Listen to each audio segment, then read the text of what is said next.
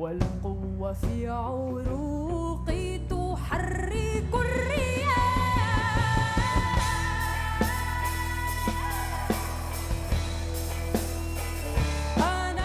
Hello, my name is Maiada Aboud.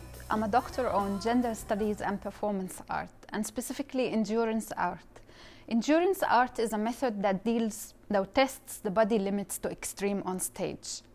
I've been engaged with this practice for 17 years, and I've performed in the Middle East, Europe, and currently I'm based in Berlin. I research topics related to hybridity, dislocation, and gender issues. Recently, I've been engaged with a project that is called Ascension, Intimate Bodies, Forbidden Stories. The play is in collaboration with Oyoun. Oyoun is a cultural hub based in Berlin, centering decolonial, queer feminist, class-critical, and migrant perspectives. The play Ascension is part of Oyoun's curatorial focus, Embodied Temporalities. Within the project, I've auditioned also women with voice and message who managed to deliver this message in various platforms. Messages that are related to empowerment of women in general. My first interviewee is called Juliana. Juliana Yazbeck is an artist who was born in the USA and moved in Lebanon at one point in her life. She was born to a displaced Lebanese family, and then currently now she's based in London. She's a poet, a performer, and a singer. Her song, Sun God, a song that saw the light in 2018, it won the Women Make Art Award and was presented in the Liverpool Arab Art Festival. And recently she was nominated to the Arab British Centre Award in 2019.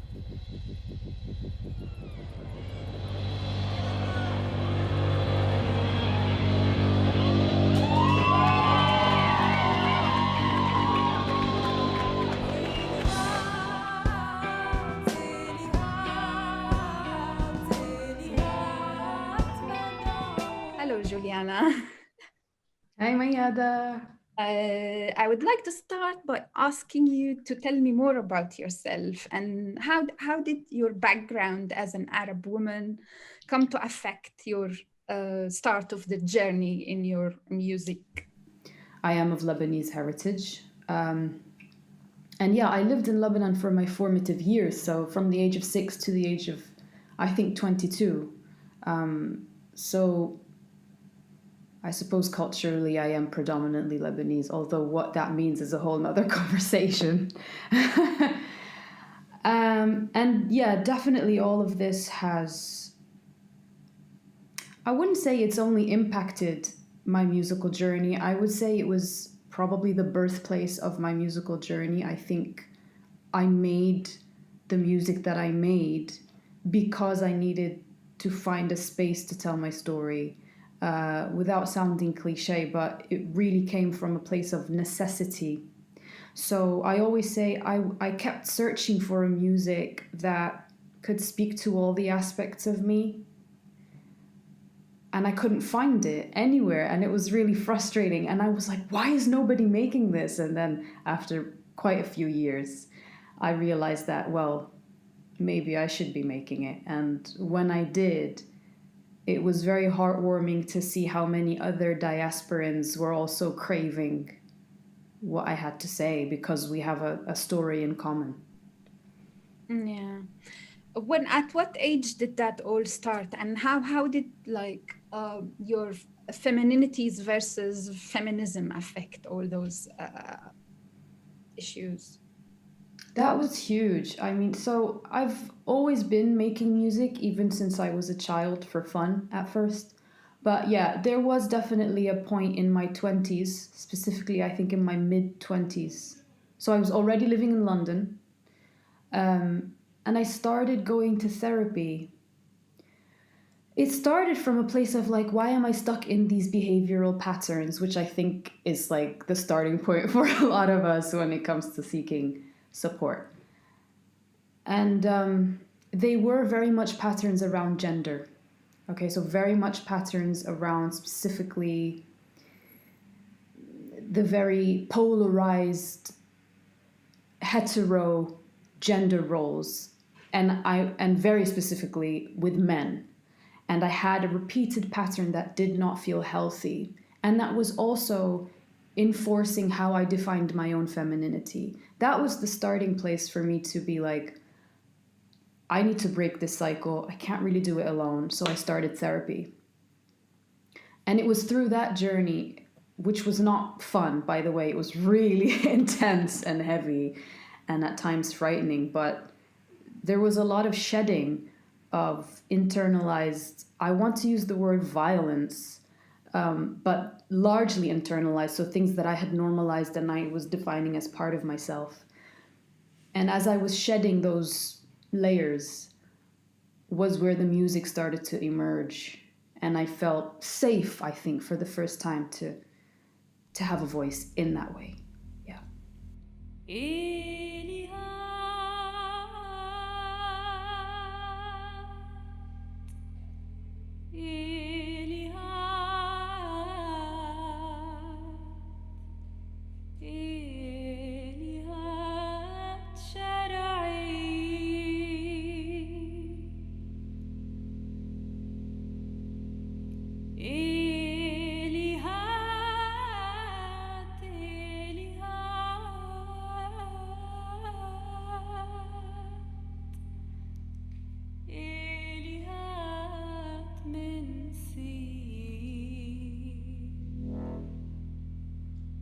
It's interesting because I think that's my main reason behind interviewing such a dominant woman with voice and with a good message, because like part of my theater play has involved auditioning 15 women from various backgrounds and relating back to the struggle around being a woman and like those feminine issues and feminist concerns. Most of those women actually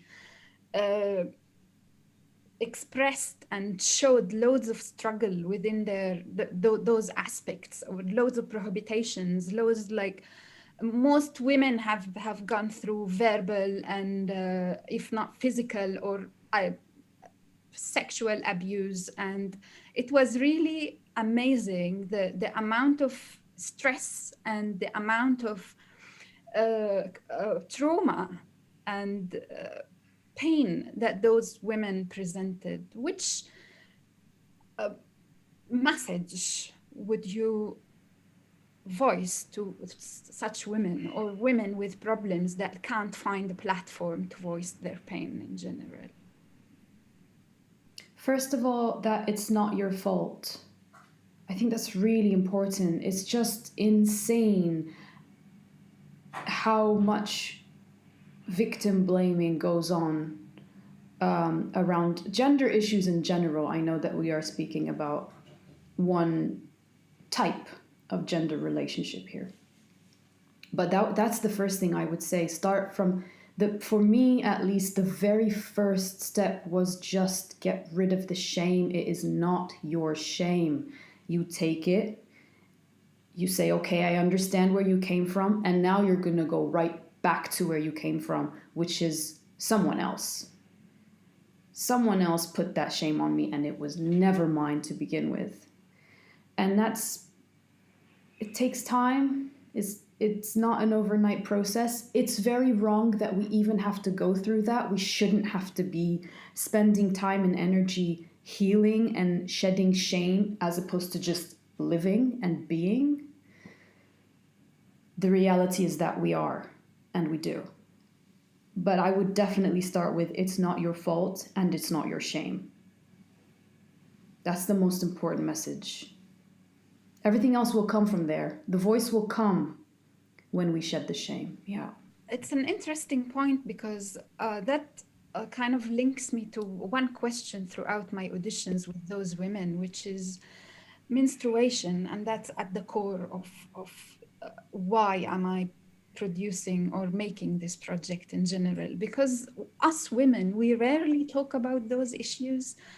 And throughout those 15 auditions, I've mostly came up to the quote that, okay, now you've got your period and now you are a woman and you have a specific role to convey and to have in society, that if you at any point slightly do not present what you're supposed to present, then that's not acceptable in general.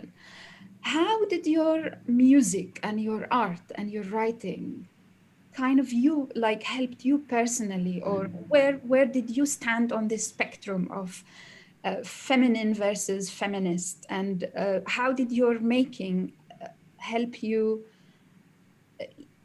How did you link your those personal issues of menstruation and femininity to your poems and writing in general?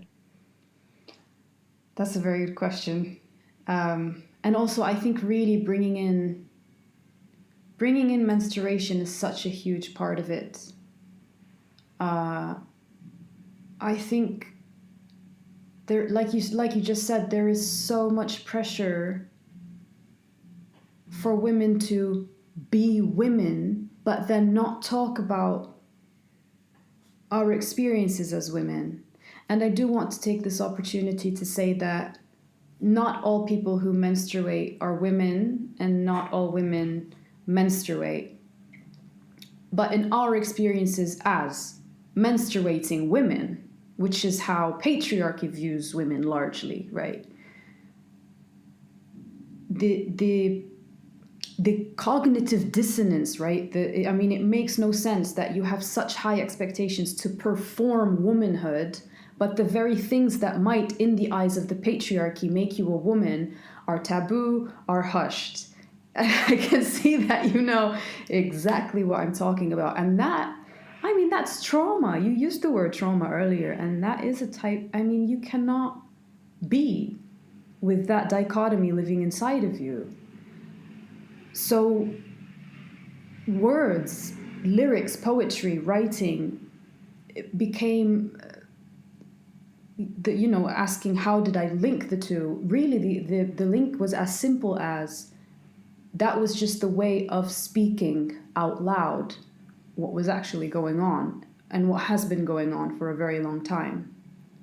It was as simple as that. It was, am I going to stay silent about this? No, I did not come onto this good earth to have the gift of language and words and music and not use it to tell our own stories. These are our stories, and I wrote what I wrote for us. The patriarchal lens was not a part of it. It was not welcome. And I remember as I was making the album, I really went through a phase of a good 2 to 3 years where I physically disengaged from performative performative femininity, which, gave up makeup, cut off all my hair, stopped wearing bras. Anything that was a performative way of being feminine in the eyes of the patriarchy, I had to shed it. You used the word decolonize earlier. Like, I had to physically get rid of it to rebalance and be like, what is the story that we need to tell, not that they need us to tell. ما عاد عارفين الموت من النوم، العلم من الظلم، الكس من الكون، بس عطشنا ما بيرتوي إلا من هون. اسمع، بيدور الدولاب وبيدور الدولاب وبيدور هالدولاب وقلبك بعد ما داب. Amazing. This brings me to a slightly different angle of this debate. You grew up in Lebanon and then you moved to London, and other part of your life you lived in the USA, and all those countries have different politics, different economies, different culture. Do you think that your message would have been different if it was presented and produced in your home, Lebanon? And do you think there is a difference that from in your art presented from London, and would your voice have been different if your music has been made or done in Lebanon? That's a very good question. That's a really good question, Maiada. And I've never been asked that question before, ever. Wow. Okay. I will start with this. I think that patriarchy, corruption, capitalism, racism, I think, or I see that they simply have different ways in which they manifest in different parts of the world, but they are universal in today's world. So maybe the day-to-day issues, the day-to-day way in which we experience patriarchy in Lebanon looks a bit different, and that might have influenced the way I make music, even in a physical way. I mean, the way I perform, the way I dress, I don't know. I certainly would have had more of a Lebanese cultural and stylistic atmosphere that I was living in as an artist than I do here, which is much more international. But I would say the core of the message would probably still be the same, which is anti-patriarchy and anti-corruption and anti-capitalism, and yeah. But that's a really good question, and I will think about it. Yeah, but I'll link this to another aspect as well. Like, where is home, Juliana? Where do you find yourself the most? Like, have you found home? Damn, Maiada.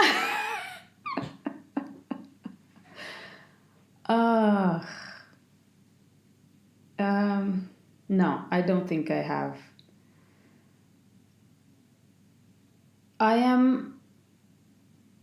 I hope, more and more starting to feel at home in myself. I hope. It's a conscious practice. I think with everything that we mentioned in the beginning, all of the... Can we swear on this show? You can do whatever you want. No. Okay. I think all of the bullshit that we've internalized makes it so difficult to find peace within the self. So it really is a conscious practice, but more and more I'm like, this is home, okay? This is home. And therefore anywhere can be home. But it's a journey. You know, like our society is full of stories about shaming and silencing and have you ever dealt with those things personally? Yes. Could you elaborate, please? You don't have to go into details, but generally, because the project and the auditions themselves are highly linked to those matters. And if you just give an idea, you don't really have to dive into it. It is very important for us to share our stories. I want to put one thing on the table first. Instantly my shame popped up. I think you even saw it in my face when you asked me that question. But now I'm aware of it and I can check it and I can say, no, thank you, goodbye. But that was really interesting that as soon as you shifted onto that question, the shame crept back up. And sharing our stories is a very powerful way of shedding the shame. So I'm very happy to share. I mean, where do I start? And also, how young do we start to experience these things? It's insane to take an infant, a little child, a very small child, and teach them to sit in a certain way because of their assigned gender at birth. I think that's a form of child abuse, really. You're teaching such a violent thing to such a small child. It certainly started very, very young, don't play like this or don't sit like that. Puberty was very difficult. Again, you mentioned menstruation. It was such a heavy burden to be like, you menstruate every month, but nobody's allowed to know. Like, okay. Teenage years is where it really started to be, because they introduced the idea of ladylike, right? Sit, تكوني sit, right? So teenage years were very difficult in that respect. But more recently, I would say the music industry has been very difficult in that respect. How much time do we have to go into like how men are treated in the music industry versus women, and in particular women who are not here to fit the mold of performative femininity? It triggers them so much. They just don't like it. And there was a lot of shaming, so much shaming from people who were on my own team, even, who clearly are not on my team anymore for obvious reasons. So much of it. Sorry. I was just going to give you one or two actual examples. So imagine, like, as an artist, you're making work, and then somebody on your team is like, are you really going to say that? You can't say that. Go make your own work. Like, you can say what you want to say and I can say what I want to say, but there is a lot of pressure. When you show up in this interview, make sure you look a certain way. Make sure you... Excuse me, no. So yeah, I just wanted to give a couple of concrete examples that might appeal to other artists out there, yeah. I was about to say that it's very interesting when like men express or make the same statements. They're considered strong and everything is valid. But when a woman shows power and strength, it's always over opinionated, as like and in general, feminism is presented as the devil of like men hating kind of engine that does not accept, reject. And this brings me now to the idea of linking me to the one of my auditioned person who identifies herself as a woman who is actually from an Arab origin. She spoke in the audition about being stoned in the street at one point and being followed by men who really addressed her and shamed her and in relation to the way she looked and the way she acted and her physical and body language. What do you make of the marginalization of queerness and feminism in our society, especially as an Arab woman and coming from a highly patriarchal society? You know, we always say feminism is about choice. So therefore, there is no one way to be a feminist. It's all about choice. As long as it is your empowered choice, we support that. This has to go for everybody. If feminism is about choice, we can't then go and pick who has the privilege to have a choice, which predominantly tends to be cis hetero women. And I would add to that, white cis hetero women are always like the kind of poster people for feminism. But then everybody else doesn't get to choose how to live their life. Just to clarify that gender identity, gender and sexuality are not just a choice, right? Because a lot of people want to say, well, if you can choose to do this way, then you can choose to do that way. And that's another bullshit discourse. Very trans exclusionary, queer exclusionary. But it's really hypocritical for us to sit and say, feminism is all about being empowered and making choices, but then you only get to do that if you're a cis hetero woman. And there is no room for feminism if it's not, and this has become such a buzzword, but in the truest meaning, if it's not intersectional, it's not feminism, it is supremacy. I wanted to ask, do you have any male siblings? No. I grew up largely without men in the household because my father was also a very absent figure from my life. So it was really a women household. That's it, yeah. Which definitely influenced how I grew up, because once I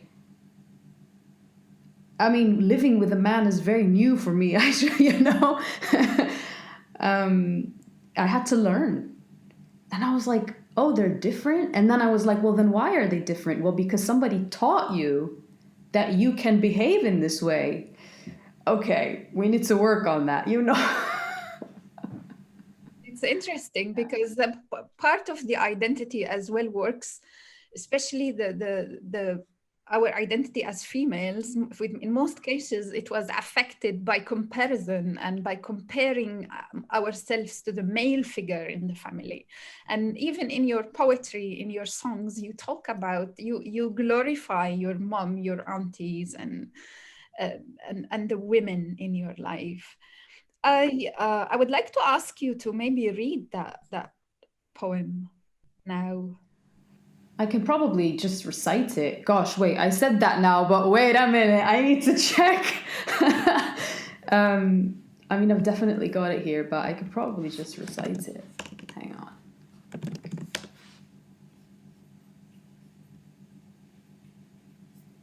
Yeah, I know this thing. I wrote this thing. Come on.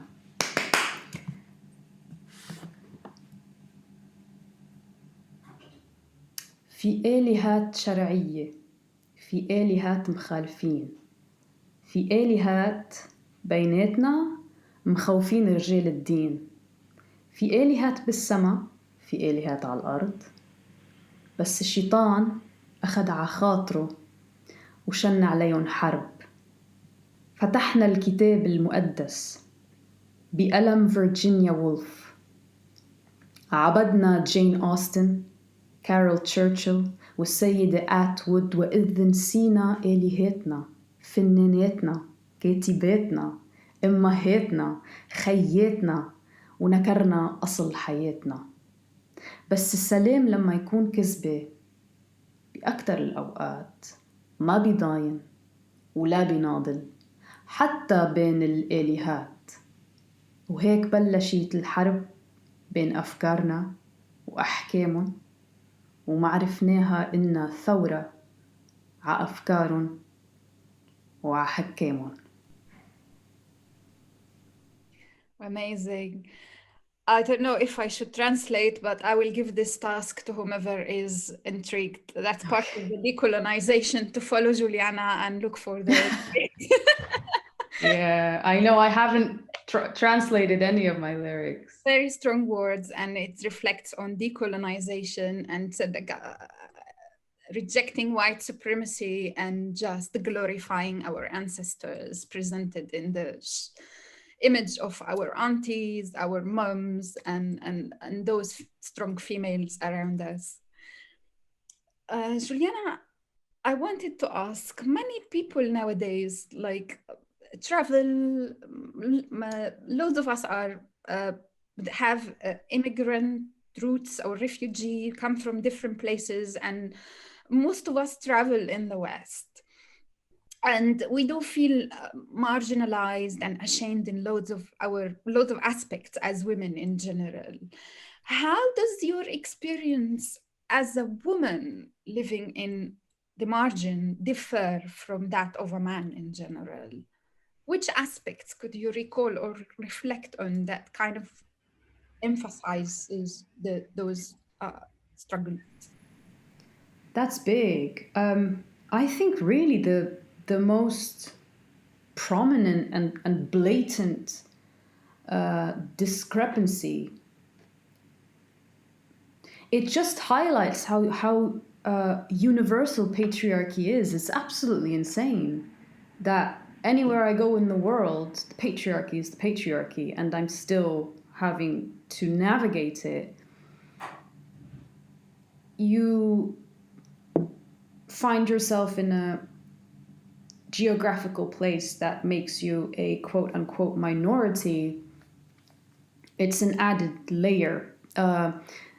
I found myself dealing with And we're always dealing with this on some level, but I'm talking when I emigrated to London, this became a very day-to-day, very real kind of experience that I had to navigate on a daily basis, not so much in a trickle-down kind of political somewhere way. It was very like real day-to-day, because it was like, wow, so now I've got the patriarchy of my community, because like I mentioned, you know, in my music work, etc., even in the Arab community in London, there's that patriarchy, and then there's like the larger white patriarchy that paints you a certain way as an immigrant woman or a woman of color. And like I said, it was a real slap in the face on how universal the patriarchy is, and it just kind of takes on maybe different subtleties in different cultures. But being a woman immigrant, yeah, it just, or being also a queer immigrant, it's just an added layer of marginalization. It's exhausting.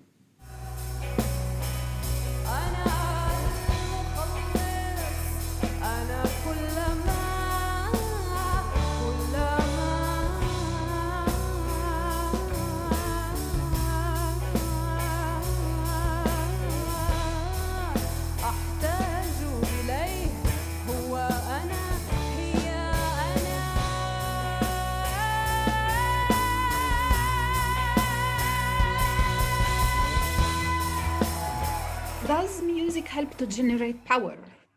How does that come to kind of empower you as a woman? Yes. I would like you to like say, how does that impact, like what's the relationship between body, mind, and space in relation to my question? Okay, that's a beautiful question. Yeah, interesting, because I was actually just going to talk about music as one of the oldest types of medicine that we have, and it exactly utilizes what you described: body, space, mind, and I would add to that the spirit. And rhythm, sound, chanting, bells, all of these elements which make music what we know it as are medicine. So different types of rhythm will have a different impact on you physically. If we bring space into the equation, we're looking at movement and dance. So to have a form of medicine that does not require language, it's not written, it's not as cognitive as words, books, even storytelling. It's so universal, it's so, I want to say, human. And being one of our oldest forms of medicine, for me, that was very healing and empowering. It was specifically because, yes, I write and I love poetry and my lyrics are a huge part of my message. But really, when it comes down to it, the beat of the drum and the sound of the drone that I want to use, the drone sound, or I've used some Mediterranean bagpipes on the album. Again, very ancient instruments. That comes from a deeper, more visceral place almost. And the power in there, it's on a different level. Again, it's not cognitive. I'm not intellectualizing anything. It's really raw. It's in my body almost. And that was a medicine also for shedding shame and feeling safe and powerful in my body. Interesting.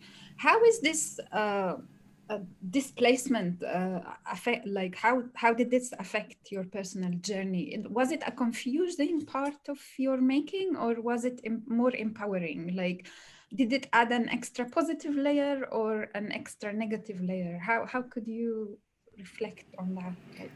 Sorry, when you say displacement, do you mean like where I was born? Yeah, like Right. being away from the place Yeah. of birth. I don't know if I don't know if I would say it was positive or negative. I mean, definitely the reasons behind it are negative because nobody should have to be a refugee or a displaced person, or and I know that you know exactly what I'm talking about and you have very personal experiences of that. So we shouldn't have to have these experiences. Again, we do. And I had to sit with that and say, okay, this has been my story for whatever reason the universe chose for this to be my story, and not to depoliticize it because it is political and it is wrong. But personally, for my own healing, I really just had to sit with that and be like, what am I going to do with this story? I can't view it as a negative or a positive. It's destroying me.